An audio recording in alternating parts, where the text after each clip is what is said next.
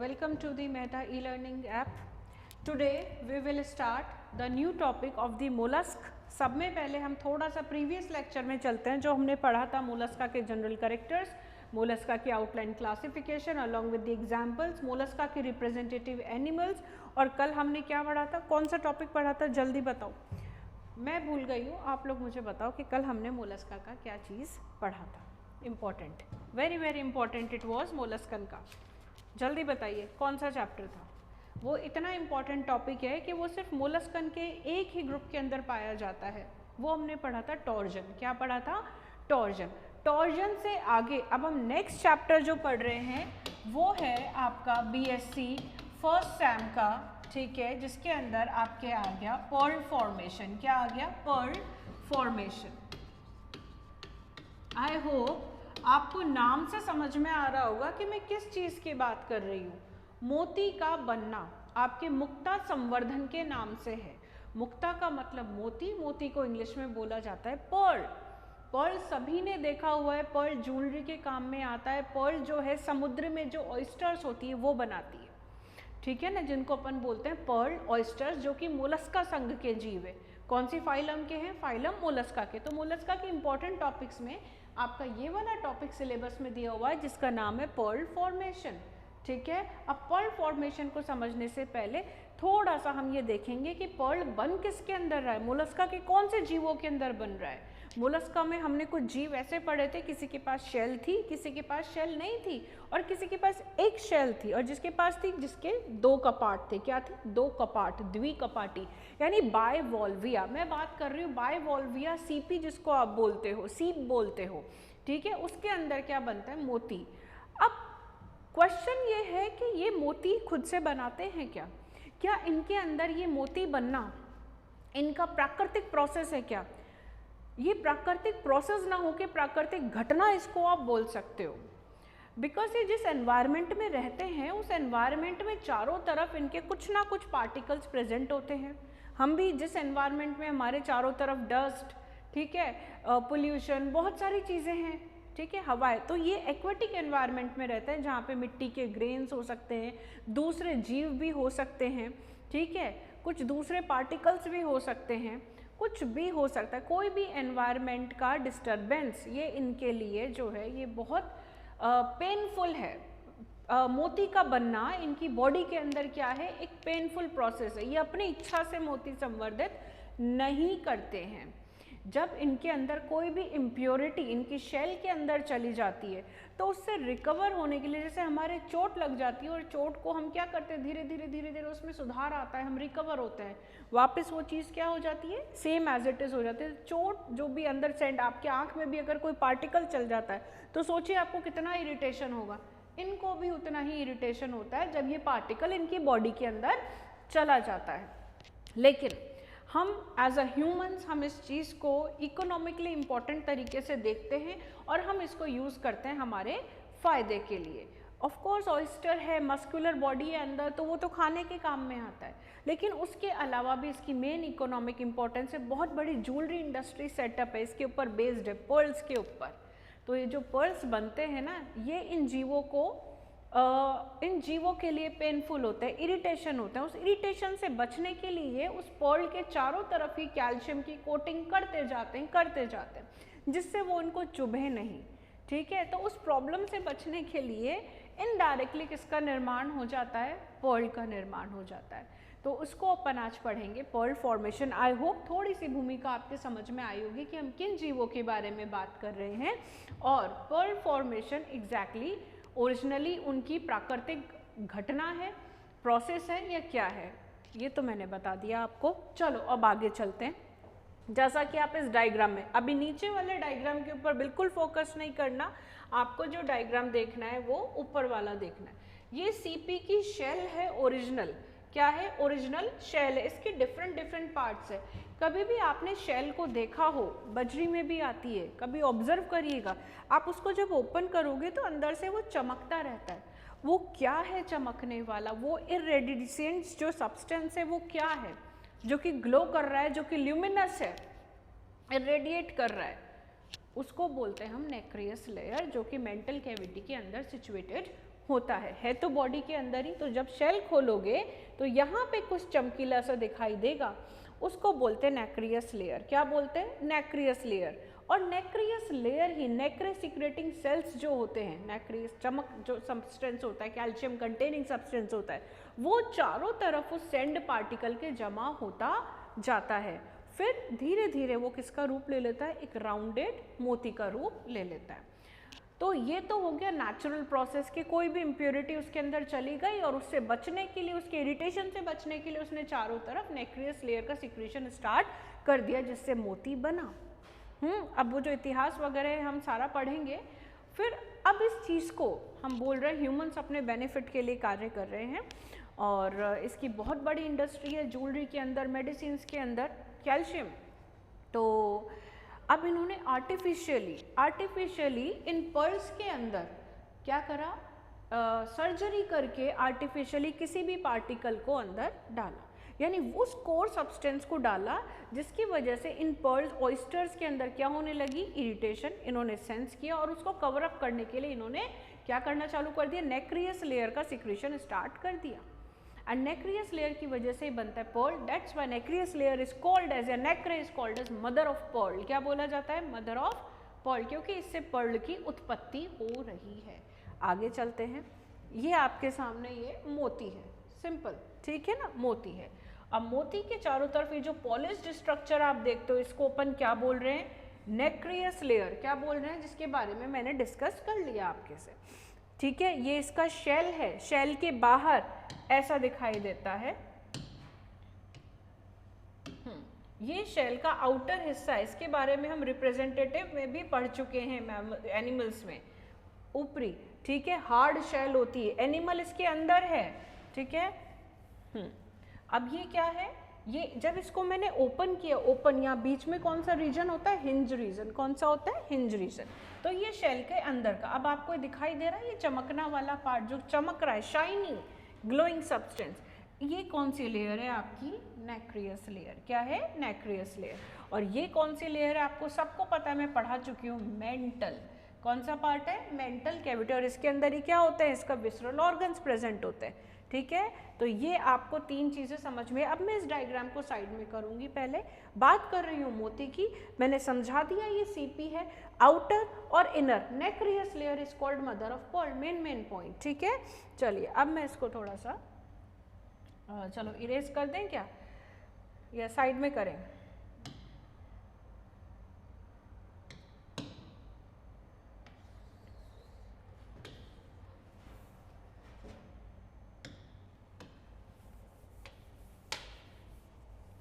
चलिए, जो main points लिखवा रही हूँ उसको एज इट इज आप एज अ नोट्स फॉर्म में कॉपी के अंदर उतार लेंगे, राइट, ठीक है। तो let's start with the formation of the pearl. किसका फॉर्मेशन? पर्ल का फॉर्मेशन। चलो बात करते हैं pearl. The topic is pearl. Pearl को हिंदी में मोती भी बोला जाता है। क्या बोला जाता है? मोती। और यह आपके चैप्टर में है मुक्ता संवर्धन के नाम से। किस नाम से है? मुक्ता संवर्धन के नाम से। देखो, संवर्धन मतलब कल्चर, कल्चर कराना, मतलब प्राकृतिक रूप से नहीं, आर्टिफिशियल तरीके से, जब कृत्रिम रूप से उसको कृत्रिम कंडीशंस देके आप क्या करवाते हो, चला के मोती का निर्माण करवाते हो, तो उसको बोलते हैं आर्टिफिशियल कल्चर। क्या बोलते हैं? Artificial culture. तो ये हो गई पर्ल की बात, ठीक है। अब पर्ल के बारे में कुछ इंपॉर्टेंट चीज़, पर्ल बन किसके अंदर रहा है? एक जीव के अंदर बन रहा है और एक प्रोसेस से बन रहा है, इसलिए इसको क्या बोलते हैं? बायोकेमिकल प्रोडक्ट, जैव रासायनिक उत्पाद है ये मोलस्क का, biochemical product of the mollusc, ठीक है। अगर मैं इसकी बात करूं तो पर्ल का स्ट्रक्चर आपने देखा था, ये कैसा होता है? राउंडेड या स्फेरिकल। अब राउंडेड है, किस वजह से हुआ है? With the help of concretion. Concretion यानी एक लेयर पे दूसरी लेयर कैल्शियम की जमा होती जाती है, कंक्रीशन, ठीक है। और ये कौन सी शेप ले लेता है? राउंड, या इसको और क्या बोलते हैं? ग्लोब्यूलर। क्या बोलते हैं? Globular shape. Concretion of the skeletal. Skeletal compound क्यों बोला है? ये जिस पानी में रहता है उस पानी के अंदर कौन से मिनरल्स प्रेजेंट है? कैल्शियम। यह कैल्शियम के दूसरे खनिज भी प्रेजेंट है, ये उनको एब्जॉर्ब करता है। जब ये खाना खाता है, जब ये पानी इसके अंदर जाता है तो क्या एब्जॉर्ब हो जाता है? कैल्शियम। ठीक है, तो उसकी वजह से अब देखो, ध्यान से देखना, सब में पहले जब मैंने आपको बताई थी वो नेक्रियस लेयर, आप ये डायग्राम बना लो साथ के साथ में। दिस इज प्रिज्मेटिक लेयर, इस ऊपर वाली लेयर को बोलते हैं प्रिज्मेटिक। प्रिज्मेटिक लेयर के नीचे ही नेक्रे सिक्रेटिंग सेल्स होते हैं, अर्थात कौन सी लेयर हो गई? Nacreous layer. ठीक है, और ये इसका इनर साइड जहां पे इसका विसरल मास प्रेजेंट है नीचे, ये है इसका मेंटल। और इस मेंटल कैविटी के जो नेक्रस के इनसाइड है आपको क्या मिलेंगे? पर्ल्स। क्या मिलेंगे? पर्ल्स। ठीक है ना, इसीलिए नेक्रियस लेयर को क्या बोला जाता है? Mother of pearl. क्या बोला जाता है? Mother of Perl. तो मैंने अभी सिर्फ जनरल बात करी है, सिंपल शब्दों में समझाया है कि मुक्ता संवर्धन क्या होता है। पर्ल बनना उनके लिए प्राकृतिक घटना है या एक नॉर्मल प्रोसेस है। ठीक है, इरिटेशन से बचने के लिए होने वाला प्रोसेस है, पेन से बचने के लिए। अगर पर्ल को मैं डिफाइन करूं तो it is a biochemical product of the mollusc. ठीक है, which forms when there is the concretion of the skeletal muscles। ठीक है ना। अब इंपॉर्टेंट चीज ये आप देख लो, फिर उसके बाद अपन आगे चलेंगे। चलो नेक्स्ट,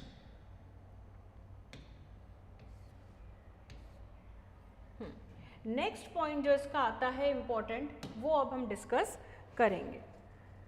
मतलब अगर मैं पर्ल के बारे में बात करूं, नॉर्मल आपको पता है ना, स्टोन्स होते हैं अलग अलग तरीके के, मूंगा जिसको आप बोलते हो, सफायर बोलते हो, ये अलग अलग, ये किसी जीव के द्वारा उत्पन्न नहीं होते, तो रॉक्स के होते हैं। रॉक्स नहीं होते, इनकी पॉलिश करके बनते हैं जेम्स। लेकिन pearl is the only gem produced by the mollusc. Pearl एकमात्र ऐसा जेम है, स्टोन है, जो कि किसके द्वारा उत्पन्न हो रहा है? एक जीव के द्वारा, मोलस्क के द्वारा, बाइवॉल्विया के द्वारा। ठीक है ना। तो अगर मैं पर्ल्स की एक इम्पॉर्टेंट चीज़ मैं लिख के लाई हूँ, आप लिखो इस चीज़ को, ये मेरे नोट्स के अंदर है, आप आराम से देख सकते हो। जो फ्रेश वाटर मोलस्कन्स हैं बाइवॉल्विया के, they are called as mussels. उनको क्या बोलते हैं? सी मसल्स, फ्रेश वाटर की बात करूं तो। और अगर मैं सॉल्ट वाटर की बात करूं तो सॉल्ट वाटर में जो रहने वाले आपके बाइवॉल्विया के मोलस्क हैं, उनको बोलते हैं ऑयस्टर्स। क्या बोलते हैं? Oysters. And oysters are the only organism which can form the pearls. क्या बना सकते हैं? पर्ल। यानी ये बाइवॉल्विया के वो जीव हैं जो कि क्या बना सकते हैं? पर्ल्स बना सकते हैं। ठीक है, यानी इनकी जो शेल है उसके अंदर कौन सी लेयर प्रेजेंट होगी? Nacreous layer. कौन सी लेयर प्रेजेंट होगी? Nacreous layer. And nacreous layer is responsible for the formation of the pearl. ये बात मैं पहले भी बता चुकी हूँ। ठीक है, इस शेल को जब आप ओपन करेंगे तो नेक्रियस लेयर दिखेगी। मैं आपको डायग्राम के अंदर भी दिखा चुकी हूँ नेक्रियस लेयर, और वहाँ पे फिर किसका निर्माण होता है? पर्ल का निर्माण होता है। यानी जो फ्रेश वाटर मोलस्क है उनको बोलते हैं सी मसल्स, जो सॉल्ट वाटर में रहते हैं oysters. And these oysters are responsible for the formation of pearls. This is the main difference between mussels and oysters. आगे बात समझ में, आगे चलते हैं। ठीक है, नेक्स्ट पॉइंट जो आपका डिस्कस करने का है, अब ये जो पर्ल नाम है इसको दिया कैसे गया? कोई भी नाम ऐसे तो रखा नहीं होगा, साइंटिफिकली कुछ सोच समझ के रखा होगा। नाशपाती देखिए आपने, नाशपाती का आकार कैसा होता है? कुछ राउंडेड होता है। ठीक है, तो वो राउंडेड नाशपाती के आकार का था, पियर शेप था, दैट्स वाई उसका नाम क्या रख दिया? पर्ल। ठीक है, पर्ल जो लैटिन वर्ड, लैटिन भाषा के एक शब्द से आया है। लैटिन भाषा में ये शब्द का नाम है पिर्यूला। पिर्यूला का अर्थ होता है पियर शेप्ड। क्या होता है? पियर शेप, नाशपाती का आकार, कुछ गोलाकार, ये कह सकते हैं हम। ठीक है ना, पियर शेप। अब सर्वप्रथम फर्स्ट ऑफ ऑल जो पर्ल कल्चर आर्टिफिशियली किया गया उसका क्रेडिट किसको दिया जाता है भाई? जापान को दिया जाता है। किसका दिया जाता है? जापान को दिया जाता है। जापान के अंदर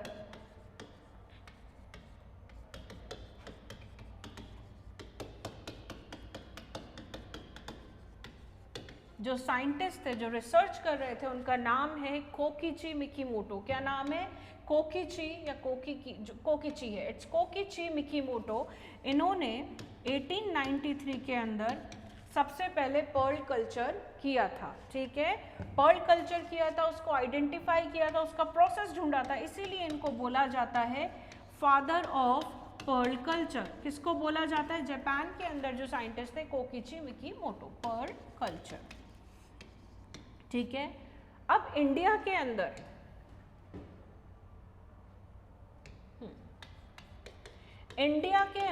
जो इंस्टीट्यूट है जहाँ पे पर्ल कल्चर स्टार्ट हुआ, वो स्टार्ट हुआ 1973 में। कौन से इंस्टीट्यूट में? नाम लिख लीजिए, CMFRI, central marine research institute, central marine fisheries research institute. मैं लिख देती हूँ, सेंट्रल मरीन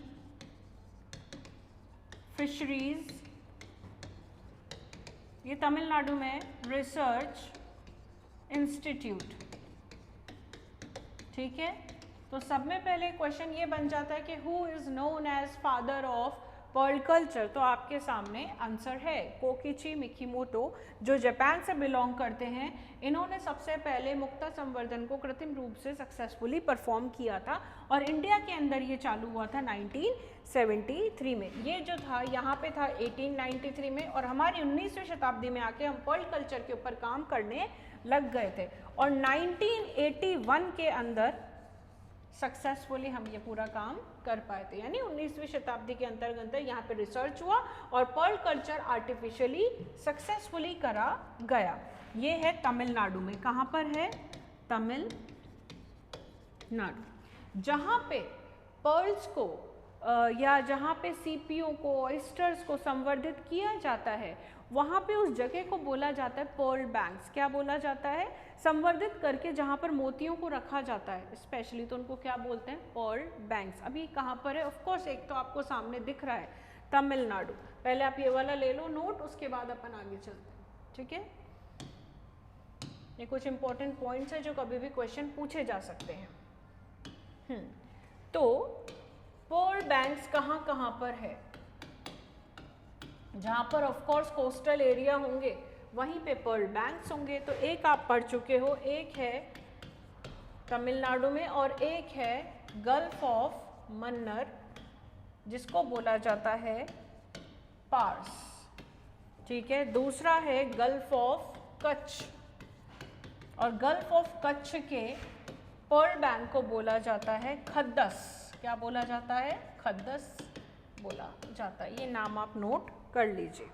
ठीक है, तो सब में पहले हमने क्या पढ़ा कि जो पर्ल है उसे मोती बोलते हैं, नेक्रियस लेयर के द्वारा स्त्रावित होता है और पर्ल ऑयस्टर्स बनाते हैं। इसको कौन बनाता है? पर्ल। और कौन कौन से, मैं इसका पूरा नाम आपको बताऊंगी कि कौन कौन से ऑयस्टर्स होते हैं। बाइवल्वीय के जीव होते हैं, 2 शेल्स होती हैं। ठीक है ना, ये सारा हम पढ़ चुके हैं। और जो पर्ल कल्चर है इंडिया के अंदर 19th सेंचुरी के अंदर सक्सेसफुली स्टार्ट किया, जो अब तक एक बहुत बड़ी इंडस्ट्री में डेवलप हो चुका है, ये सब लोग जानते हैं। ठीक है, तो ये बात हो गई नॉर्मल पर्ल की। अब ये जो आपके पर्ल्स हैं, मोती हैं, सुंदर से जो मोती हैं, मैंने बताया था ये 2 प्रकार से हमको प्राप्त होते हैं। एक तो प्राकृतिक तरीके से, प्राकृतिक तरीके को बोलते हैं नेचुरल। किस तरीके से? नेचुरल तरीके से। और दूसरा आर्टिफिशियल, आर्टिफिशियल पर्ल। ठीक है, आर्टिफिशियल पर्ल। अगर नेचुरल की बात करूं तो ये एक नेचुरल प्रोसेस के द्वारा सीप के अंदर जाता है, उसकी शेल के अंदर। ये इन शेल्स में क्वालिटी होती है, ये अपनी शेल को ओपन कर सकते हैं। व्हेन दे ओपन तो सर्टेन सैंड पार्टिकल्स या कुछ पैरासाइट्स या कोई भी दूसरे जीव या कभी कभी इसकी खुद की मेंटल कैविटी का टुकड़ा इसके अंदर चला जाता है। ठीक है, तो ये एनवायरनमेंट में होने वाले डिस्टर्बेंसेस के कारण मोती बनते हैं, इनके अंदर चले जाता है। मैंने बता दिया है वर्बली कैसे, ठीक है। आर्टिफिशियल पर्ल्स, आर्टिफिशियल यानी चला के सीपी के अंदर सर्जिकली क्या इंड्यूस करवाना, इरिटेशन इंड्यूस करवाना, या सर्जिकली उसके अंदर क्या इंसर्ट करना, वो कोर कंपाउंड जिसकी वजह से पर्ल का फॉर्मेशन स्टार्ट हो जाएगा।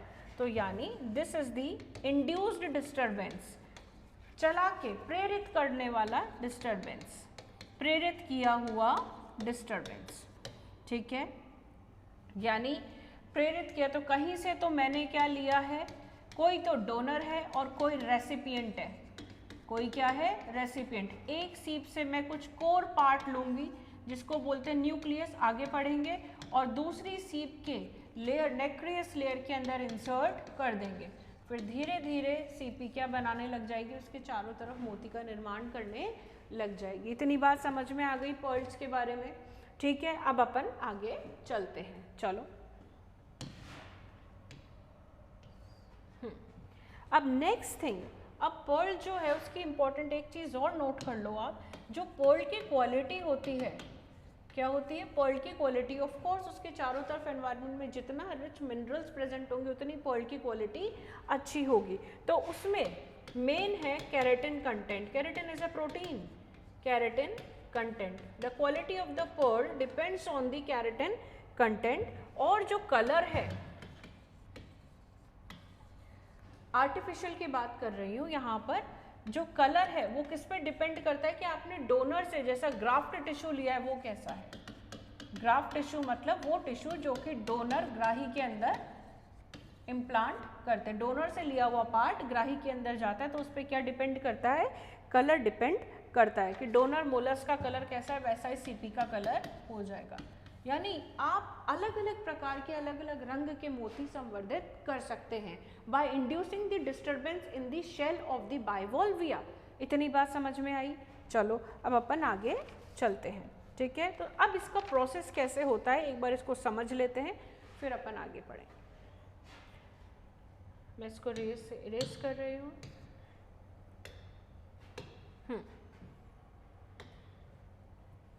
And the process begins like that. ये कुछ स्टेप्स हैं, पहले आप इसको देख लीजिए। देख लीजिए आर्टिफिशियल इस तरीके से बनाया जाता है पर्ल्स को।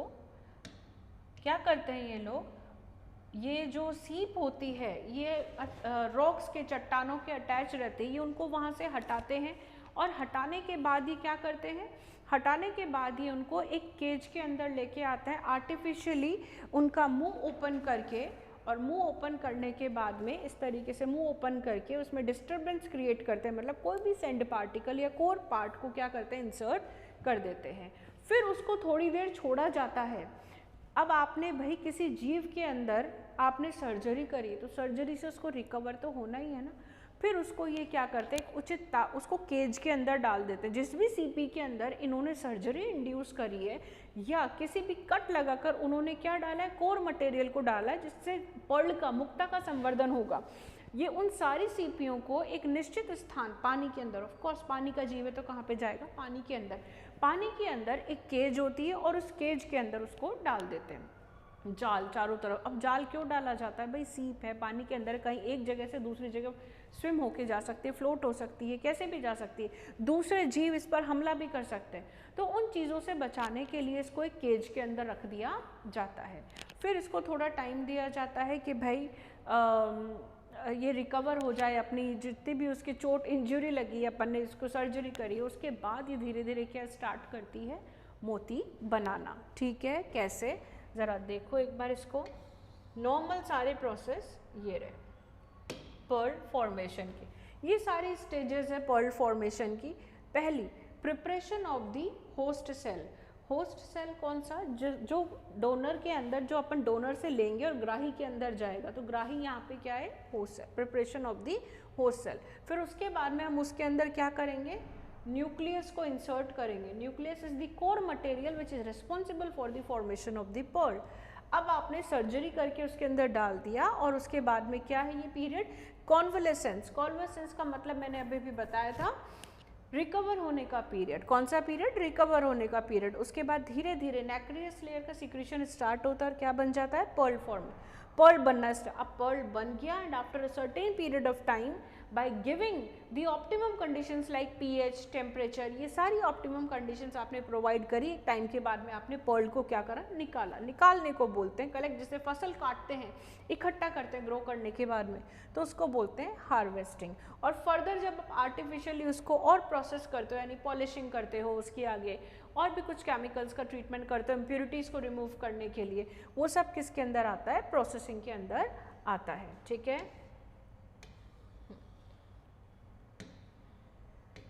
तो ये वाला डायग्राम मैंने आपको पहले भी दिखाया था। ये देखिए, ये जो लोग हैं ये रिमूव कर रहे हैं ऑयस्टर्स को फ्रॉम देयर शेल, अंदर, क्योंकि शेल का तो नॉन लिविंग पार्ट है, उसके अंदर है आपका ऑयस्टर, फिर उस ऑयस्टर के अंदर क्या है? आपका पर्ल। देखो ये वाला पार्ट जो है इसका एक आउटलाइन डायग्राम बना रखा है, इसको समझेंगे। इसको बोलते हैं मेंटल। क्या बोलते हैं? मेंटल अपन समझा चुके हैं। सॉफ्ट टिश्यू होता है जो कि इंटरनल ऑर्गन्स वहाँ पे निहित रहते हैं। ठीक है, और ये मेंटल की कौन सी लेयर है? आउटर लेयर को ऑफ कोर्स क्या बोलेंगे अपन? एपिथीलियम। क्या बोलेंगे? मेंटल की एपिथीलियम। ठीक है, और यहाँ पे कौन सी लेयर है? यहाँ पे ये बन रहा है, यहाँ पे मोती बनना, एक मिनट, यहाँ पे क्या बनना स्टार्ट हो गया है? धीरे धीरे मोती बनना स्टार्ट हो गया है। लेकिन कौन सी लेयर होनी चाहिए? सब में पहले अगर उस जीव की बात करूँ तो जीव की खास बात क्या है? उसके आउटर में, यहाँ से चलेंगे, क्या प्रेजेंट होती है? शेल, कवच। कवच के अंदर वाले हिस्से पे ही कौन सी लेयर है? ये वाली, मैं दूसरे कलर से दिखा देती हूँ आपको। ये वाली लेयर, ये जो पिंक वाली लेयर है, ये कौन सी लेयर है? आपकी नेक्रियस लेयर। कौन सी लेयर है? Nacreous layer.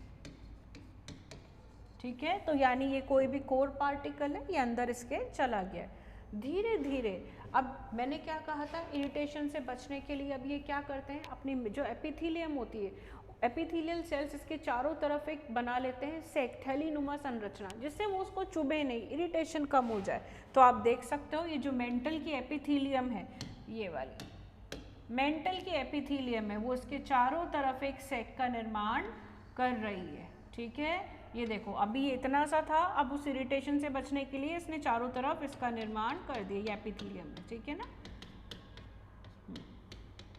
और नेक्रियस लेयर के द्वारा क्या हो रहा है? सिक्रेशन। ठीक है, और धीरे धीरे ये पूरा सेक में कन्वर्ट हो गया और अंदर इसके क्या है?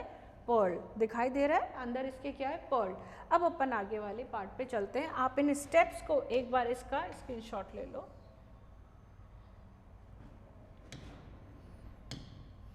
मैं ये इमेज आपको दे देती हूँ। इस इमेज के अंदर सारे स्टेप्स है, ओवरव्यू आपको सारा क्लियर हो जाएगा कि किस तरीके से पर्ल को कल्चर किया जाता है।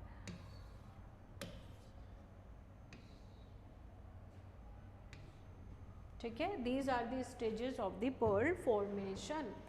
उसके बाद हम आगे चलेंगे।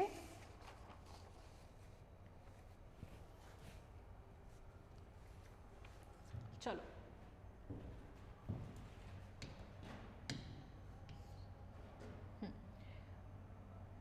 you can easily make out the notes from these slides. These are the complete notes, इसमें से कुछ छूटा नहीं है। ठीक है ना, तो इस चीज़ को ध्यान में रखेंगे। अब हम बात कर रहे हैं मोती की। तो सबसे पहले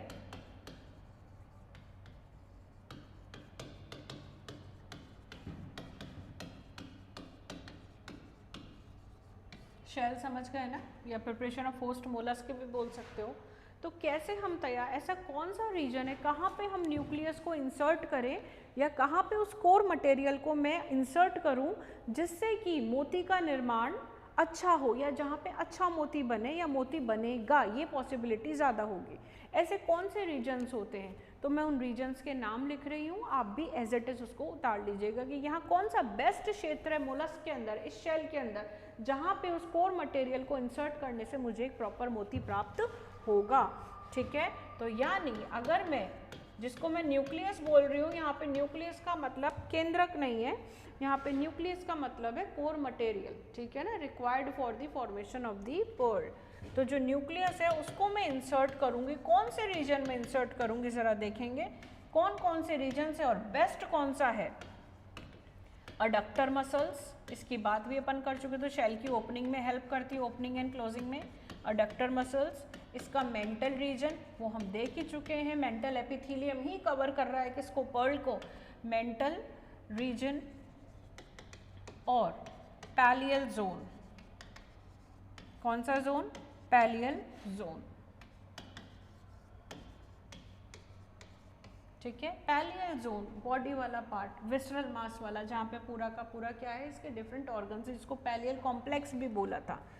तो अब कायदे से इन तीनों पार्ट्स में से कैसा स्पेसिफिक कौन सा पार्ट है जहाँ पे हमको प्रॉपर मोती प्राप्त होगा। तो सब में पहले क्या किया जाता है, यहाँ लिख लीजिए स्टेज नंबर 1, मैं कलर चेंज कर रही हूँ, आप भी कर लो, नोट शुड बी कलरफुल, ठीक है। सब में पहले एक स्मॉल पीस ऑफ मैंटल लिया जाता है, स्मॉल पीस ऑफ मैंटल। ये स्मॉल पीस ही क्या है, ग्राफ्ट है, क्या है, ग्राफ्ट है, जो कि दूसरी मसल के अंदर, ऑयस्टर के अंदर इम्प्लांट करा जाएगा। The best part of the pallial zone are gonads, कौन सा पार्ट है, इसके जनक, गोनैड्स। कहाँ पे इम्प्लांट करा जाता है, जनदों में। तो इस गोनैड्स के अंदर आप अपने न्यूक्लियस को क्या कर दीजिए, इंसर्ट कर दीजिए, गोनैड्स विद न्यूक्लियस। ये हमने उठाया है एक पहले डोनर से, किससे उठाया है, दाता, डोनर शेल से, आ गई बात समझ में, ऑयस्टर से। फिर हमने उसको ग्राफ्ट किया, इससे अंग लेके हमने क्या किया, ग्राफ्ट किया और उसको प्रतिरोपित किया दूसरे मोलस्कन शेल के अंदर, कौन से रीजन में, गोनेडियल रीजन में, कौन से रीजन में, गोनेडियल रीजन में। जिसके पास ये रीजन है उसको क्या बोल देंगे, ग्राही, क्या बोलेंगे, ये तो होगी रेसिपिएंट शेल, ठीक है। अब रेसिपिएंट में कौन सा रीजन, अभी अभी बताया था मैंने आपको, गोनेडियल रीजन। तो अब क्या होता है, धीरे धीरे जो आउटर एपिथेलियम होती है, आउटर एपिथेलियम ऑफ मेंटल, आपने उसको सर्जरी से इंड्यूस करके आपने कट लगाकर उस कोर पार्ट को इंसर्ट किया है, तो अब उससे रिकवर करने के उसको टाइम चाहिए, जिसको कॉन्वलेसेंस पीरियड बोला था। तो धीरे धीरे वो जो रिपेयर होने लगती है, सेल्फ रिपेबिलिटी होती है ना अपने अंदर भी, जैसे स्किन कट जाती, फिर धीरे धीरे अपने आप से क्या हो जाती है, रीजनरेट हो जाती है वो पार्ट। तो ऐसे यहाँ पे भी क्या होता है, मेंटल जो एपिथेलियम है, outer epithelium of mental regenerates, उसके चारों तरफ क्या आ जाएगी ये। अब जैसे हम फसल को ग्रो करने के लिए बीज डालते हैं, बीज को क्या बोलते हैं, सीड, और सीड डालने के प्रोसेस को क्या बोलते हैं, सीडिंग। उसी प्रकार से न्यूक्लियस को इंसर्ट करना ग्राही के अंदर क्या कहलाता है, इस प्रोसेस को बोलते हैं सीडिंग। क्या बोलते हैं, सीडिंग। अर्थात सीडिंग से ही हमको क्या मिलेंगे, कल्चर्ड पर्ल, क्या मिलेंगे, संवर्धित हुए मोती।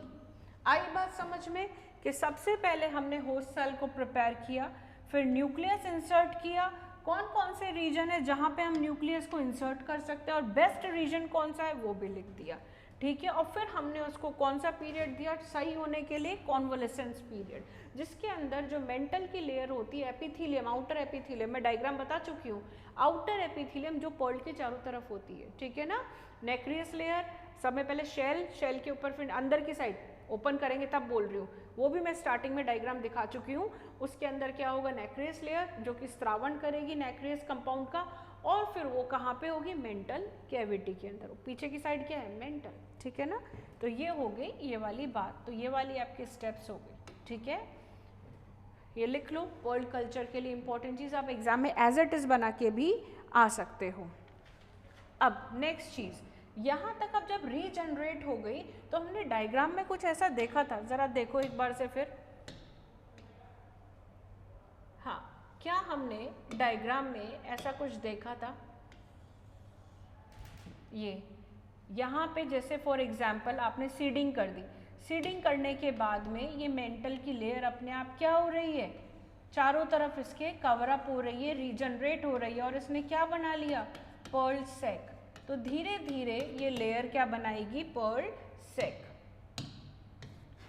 तो जब आप इसको रीजनरेट होने का समय देते हैं, कौन सा समय देते हैं, रीजनरेट या रिकवरी इंजरी से होने के लिए, उसके बाद में धीरे धीरे ये क्या बनाती है, पर्ल के चारों तरफ पर्ल सैक का निर्माण करती। देखिए पर्ल की उपयोगिता उस सीप के लिए नहीं है जिसमें बन रही, पर्ल की उपयोगिता हमारे लिए है, ठीक है, वो हमारे लिए लाभकारी क्योंकि उसकी इकोनॉमिक वैल्यू है, बहुत महंगे आते हैं पर्ल्स, ठीक है। तो पर्ल सैक अपने चारों तरफ सैक बनाना चालू, जब मेंटल लेयर कवर हो जाएगी तो वो क्या बना लेगी, सैक बना लेगी। और फिर धीरे धीरे अब क्या स्टार्ट हो जाएगा, secretion of the nacre. Nacre is what, nacreous layer around nucleus, nucleus समझ गए, अराउंड न्यूक्लियस। और फिर धीरे धीरे क्या बनता है, पर्ल, क्या बनता है, पर्ल बनता है। तो ये पहले क्या किया हमने, सीडिंग करी, सीडिंग के बाद में हमने क्या किया, टाइम दिया कॉन्वोलेसेंस के लिए, उसके बाद में पर्ल सैक बना उसके चारों तरफ। अब धीरे धीरे अब जब सैक बन गया, अब उसके चारों तरफ क्या स्टार्ट हो जाएगा, जो नेक्रियस लेयर है वो नेक्रे का स्त्रावण करेगी न्यूक्लियस के चारों तरफ और धीरे धीरे किसका निर्माण हो जाएगा, पर्ल का निर्माण हो जाएगा, ठीक है। अब स्टार्टिंग में क्या होता है, एनवायरमेंट अल्कलाइन, क्या होता है, अल्कलाइन। फिर धीरे धीरे कैरेटिन आते हैं, धीरे धीरे कुछ प्रोटीन्स आते हैं, वो एसिडिक कर देते हैं एनवायरनमेंट को और फिर वैसे क्या हो जाता है, अल्कलाइन से एसिडिक, एसिडिक से न्यूट्रल। चलो आगे देखते हैं। The second part of the pearl culture is what, सब में पहले जो इसका इंटरनल एनवायरनमेंट होता है, आंतरिक वातावरण, अल्कलाइन, क्षारीय, क्या होता है, क्षारीय। फिर किसका स्त्रावण बताया था मैंने, keratin, keratin is a protein, keratin का सिक्रीशन। और ये मैंने स्टार्टिंग में भी बताया था कि एक अच्छे पर्ल की क्वालिटी किस पर डिपेंड करती है, केराटिन के कंटेंट के ऊपर डिपेंड करती है।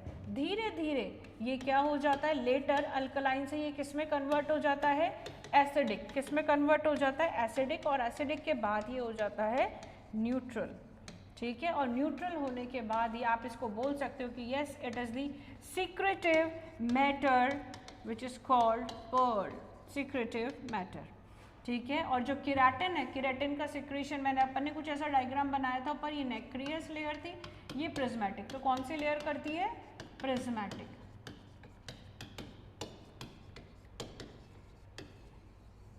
ठीक है।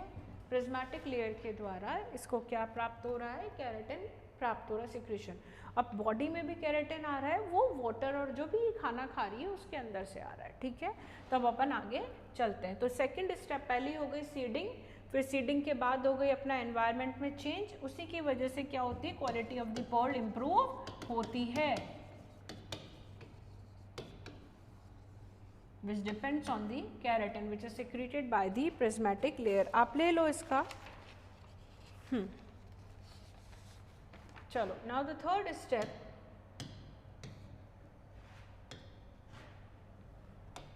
the third step is absorption of the calcium।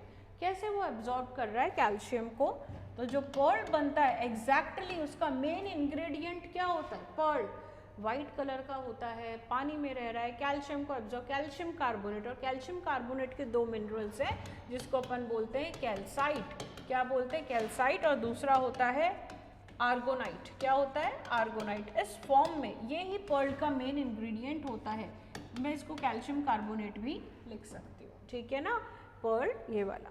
And these the calcium, जितना भी कैल्शियम है वो कहाँ से आ रहा है, वाटर, सराउंडिंग वाटर, जिस पानी के अंदर वो रह रहा है, सराउंडिंग वाटर प्लस जो खाना वो खा रहा है, उससे उसको क्या प्राप्त हो रहा है, कैल्शियम। कैल्शियम का सोर्स कौन कौन है, जिस पानी में वो रह रहा है और जो खाना वो अंतर्ग्रहित कर रहा है।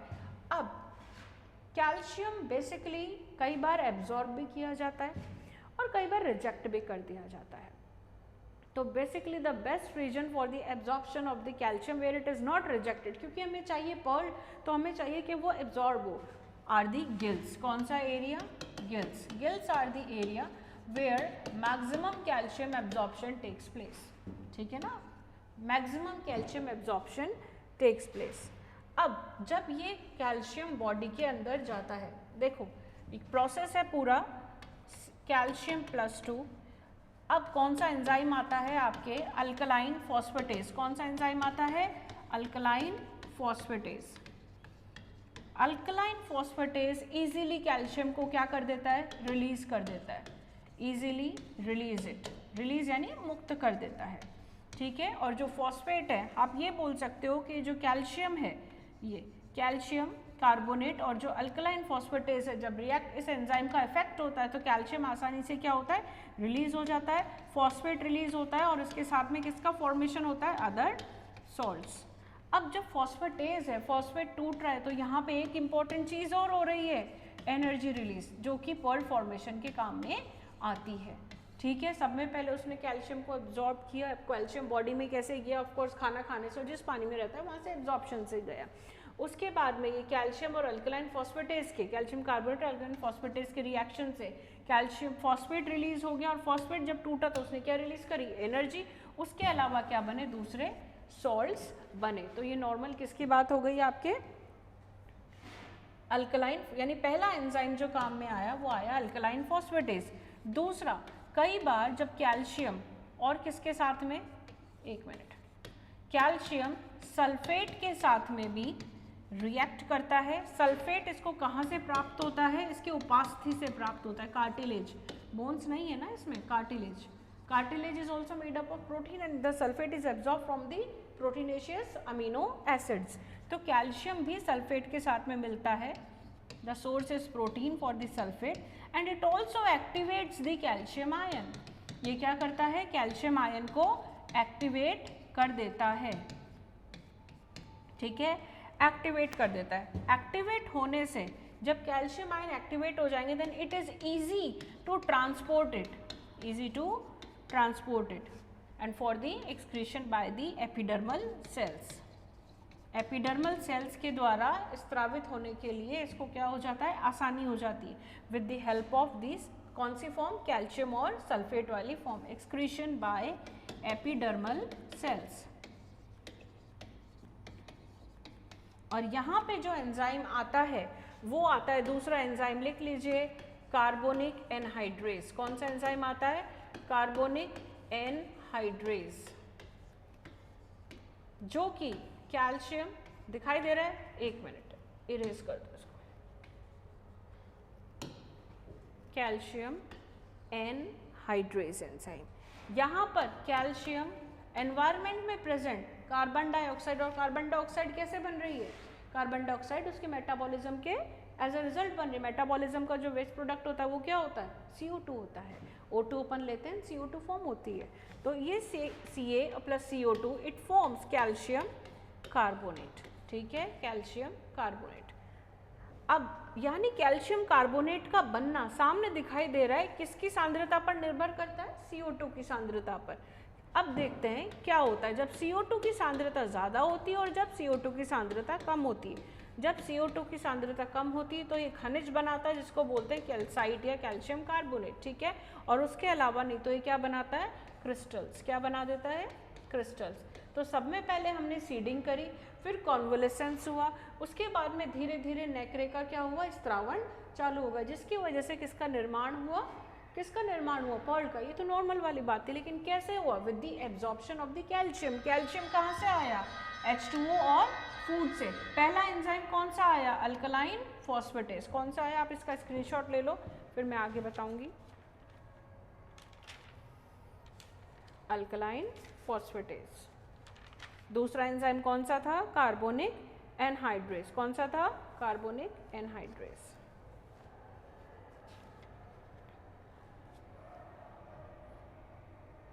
ब्लड के थ्रू ये पूरी बॉडी के अंदर जाता है और इनकी कैल्शियम की कैरिंग कैपेसिटी किस पर निर्भर करती है? अल्कलाइन फॉस्फेटेज के ऊपर, ठीक है। और ये कहाँ पे प्रेजेंट होता है? मेंटल के अंदर, कनेक्टिव टिश्यू के अंदर। कहाँ पे प्रेजेंट होता है? कनेक्टिव टिश्यू के अंदर। अल्कलाइन फॉस्फेटेज ये कैल्शियम आयन के साथ कंबाइन कर लेता है और ये सारा प्रोसेस एज इट इज चलता है, ठीक है, to form phosphate and other salts. तो इतनी बात आपको समझ में आई। ये पर्ल फॉर्मेशन पढ़ रहे हैं हम, मोती बनाना, और मोती बनाने में कुछ जैव रासायनिक क्रियाएं भी होती है, उसके बारे में हमने डिस्कस कर लिया। अल्कलाइन फॉस्फेटेज हो गया, कैल्शियम रिलीज हो गया, फॉस्फेट रिलीज हो गया, दूसरे सॉल्ट्स भी बन गए। अब कौन सा दूसरा एंजाइम काम में आएगा? Carbonic anhydrase. कार्बोनिक एनहाइड्रेज क्या करेगा? जो कैल्शियम एक्टिवेट हो गए, रिलीज हो गए ना यहाँ से, अब ये जो एक्टिवेट हुए कैल्शियम किसके साथ में रिएक्ट करेंगे? कार्बोनेट के साथ में, और क्या बनाएंगे? कैल्शियम कार्बोनेट, ठीक है। और ये किस पर निर्भर करता है? CO2 की सांद्रता भी इसको प्रभावित करती है, यानी एक फैक्टर ये भी आ गया। तो इस तरीके से मोती का क्या होता है बेटा जी? संवर्धन होता है। ये सारी चीज़ हमने पढ़ ली। अब एक आप ये देख लीजिए, मैं इसको इरेज कर देती हूँ।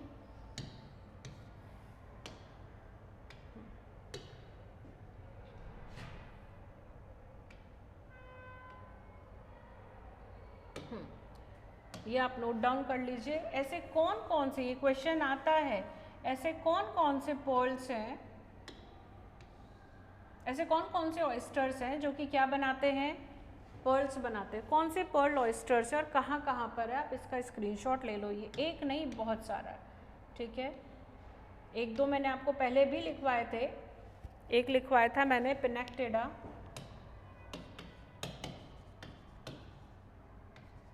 मार्गरीटा, एक लिखवाया था पिनेक्टेडा फ्यूकेटा, और एक लिखवाया था पिनेक्टेडा वल्गारिस। उसके अलावा भी ये सारे हैं, देखो फ्यूकेटा का नाम आ गया, मार्गरेटिफेरा का नाम आ गया, फेरा, ठीक है। और ये कहाँ पर है? ये सारा देखा, ये अंडमान में है। फ्यूकेटा की बात करो, देखो Pinctada fucata, it is common Indian pearl oysters, और ये कहाँ पे? अभी भी बताया था, gulf of Kutch. Common Indian pearl oyster का नाम क्या है? पिनेक्टेडा फ्यूकेटा। अगर मैं औरों की बात करूँ तो देखो जितने भी कोस्ट, मद्रास के अंदर भी है, जिसको हम बॉम्बे, मुंबई, पिनेक्टेडा एनोमोइड्स, ठीक है ना। ये सारे के सारे क्या हैं आपके? और ये है मार्गरेटिफेरा। ये कहाँ पे? अंडमान और निकोबार, जहाँ पे पानी है, मेराइन सिस्टम है, वहाँ पर ऑयस्टर्स प्रेजेंट होंगे। तो ये कुछ स्पीशीज़ के नाम है, आप नोट डाउन कर लीजिए। साथ में हम इसकी इम्पोर्टेंस भी देख लेते हैं। इम्पोर्टेंस कहाँ कहाँ पे होगी? ऑफ कोर्स पर्ल्स की, कैल्शियम का सोर्स है तो मेडिसिन में भी काम में आता है, ठीक है, मेडिसिन में काम में आता है, और उसके अलावा एज ए पाउडर फॉर्म में भी काम में आता है, इन बिल्डिंग इंडस्ट्री भी काम में आता है, ठीक है, बिल्डिंग इंडस्ट्री। और एक आपको रोल पता है जिसको मैं सबसे ऊपर लिख देती हूँ, पर्ल, यानी ज्वेलरी, पूरी ज्वेलरी इंडस्ट्रीज के ऊपर पर्ल ज्वेलरी इंडस्ट्री किसके ऊपर निर्भर है? पर्ल कल्चर के ऊपर निर्भर है, ठीक है। ह्यूमन कंजप्शन में भी शेल पाउडर जो होता है इसका कैल्शियम का सोर्स है, तो इसको किसको दिया जाता है? पोल्ट्री फॉर्म में दिया जाता है, जिससे एग की क्वालिटी क्या हो? अच्छी हो, पोल्ट्री फॉर्म, हैंस वगैरह को उनके फूड में दिया जाता है। तो ये कुछ इंपॉर्टेंट यूजेस हैं किसके? Related to pearl and the calcium, ठीक है। ये हाईली, मतलब ये आप इसको एज अ लेग्जेटिव भी दे सकते हो। एंटासिड, जब जलन हो जाती है, हर्ट बर्न हो जाता है, तो उसके अंदर भी इसका जो पाउडर है वो काम में आता है, ठीक है। और एक और चीज़ ये काम में आता है, इट्स अ पावरफुल पाउडर, ऐसा बोला जाता है किस चीज़ के लिए? एफ्रोडियासिक, जो कि सेक्सुअल करेक्टर को या सेक्सुअल जो चीज़ होती है उसको क्या करता है? विगर को क्या करता है? इंक्रीज करता है। तो ये सारी चीज़ किससे रिलेटेड है? पर्ल से रिलेटेड है। तो आज हमने क्या स्टडी किया? पूरा का पूरा पर्ल कल्चर, जो कि बाइवॉल्विया के पर्ल ऑयस्टर्स के द्वारा बनता है, निर्मित होता है। कौन कौन से? ये हमारे सामने हैं। और कौन सी लेयर होती है जो पर्ल का निर्माण करती है वो हम पढ़ चुके हैं, जिसको हमने बोला था नेक्रियस लेयर। क्या बोला था? Nacreous layer. ये सारा आप साथ के साथ रिवाइज करते चलो। ये रहा नेक्रियस लेयर, आपको दिखाई दे रहा है आउटर, ये पर्ल यहाँ पर है, inside the mantle cavity. Diagram भी बनाया था हमने, ये देख लो, मेंटल कैविटी के अंदर मेंटल एपिथेलियम में चला गया ये, और सिक्रीट कौन कर रहा है? Layers of these are the layers of nacre. जो कि ग्लोइंग सब्सटेंस होता है, ठीक है। तो ये बात हो गई आपकी इसकी। अब एक चीज़ आप जब तक इसको देखो, hold on A second,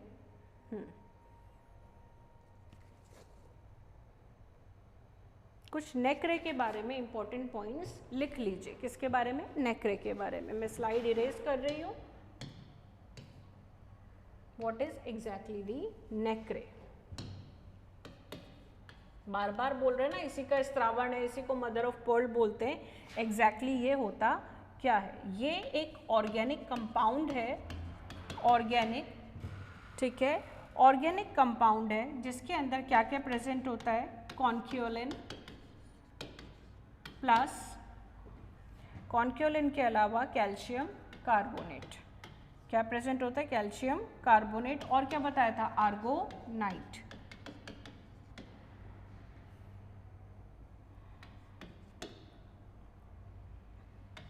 and it also provide, gem मतलब पर्ल, लस्टर प्रोवाइड करता है, लस्टर यानी चमक, ठीक है। इनर सरफेस पे प्रेजेंट होता है, इनर सरफेस ऑफ दी, मैं आपको दिखा चुकी हूँ, बाइवॉल्व शेल, बाइवॉल्व शेल, ठीक है। नेक्रे जो है वो सिक्रीटेड आउट होता है कहाँ पे? Around the. नेक्रे का स्त्रावण किसके चारों तरफ हुआ था? अभी भी बताया था। जो भी इरिटेंट है, इरिटेंट मतलब कोई भी सेंट पार्टिकल, कोई भी थोड़ा सा, कोई भी टुकड़ा किसी भी चीज़ का, इरिटेंट, ठीक है। और क्या बना देता है? अब ये पारदर्शी तो है नहीं, तो एक ट्रांसल्यूसेंट सी चमकदार लेयर का निर्माण कर देता है, ठीक है। तो ये हो गया किसके बारे में? नेक्रे के बारे में। ऑर्गेनिक कंपाउंड है जो कि कैल्शियम का बना हुआ होता है, जिसके अंदर कॉन्क्योलिन और आर्गोनाइट और भी कैल्शियम के खनिज प्रेजेंट होते हैं, जो कि पर्ल को लस्टर, चमक प्रोवाइड करता है। बाइवॉल्व की इनर शेल में प्रेजेंट होता है नेक्रियस लेयर, ये अपन बात कर चुके हैं। और धीरे धीरे चारों तरफ एक ट्रांसल्यूसेंट लेयर बनाना चालू कर देता है। किसके चारों तरफ? न्यूक्लियस के चारों तरफ, ठीक है ना। तो this is whole about the pearl culture. Importance हो गई। नेक्स्ट अपन चालू करेंगे नेक्स्ट फाइलम मोलस्का के बाद में, जो कि कुछ ऐसी होती है जिसकी 5 आर्म्स होती है।